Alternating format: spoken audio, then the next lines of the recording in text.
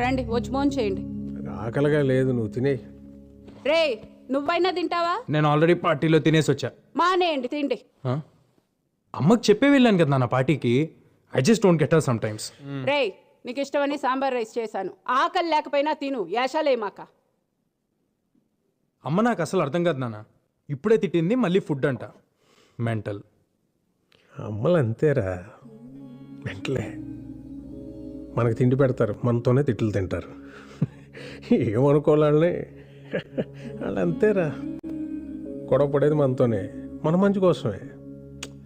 మనం దాన్ని చేదస్తాం అనుకుంటాం, వాళ్ళు దాని బాధ్యత అనుకుంటారు. కరెక్ట్. యూనో సంథింగ్, ఇంట్లో అమ్మో నాన్నో తాతయ్యో నాన్నమ్మో లేకపోతే ఇంకెవరు అడుగుతారా మన్ని తిన్నావా ఉన్నావా అని? వాళ్ళు ఉన్నప్పుడు వాళ్ళు వీళ్ళు తెలియదురా. రేపు లేరనుకో, వాళ్ళు మనతో ఉన్న ప్రతి క్షణం చాలా విలువైందిరా. Treasure it. సారీ నాన్న, ఇందాక అమ్మ సడన్ గా తిట్టేసిందని. తిడతారా, పెద్దవాళ్ళు అన్నాక తిడతారు, పడతాం. ఏమైంది? ఈగో ఎందుకు మనకి? అన్నది మనవాళ్ళేగా, మన కోసమేగా.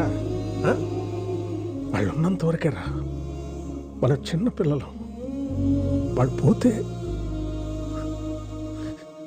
మన బాల్యం కూడా వాళ్ళతో తీసుకుపోతారా.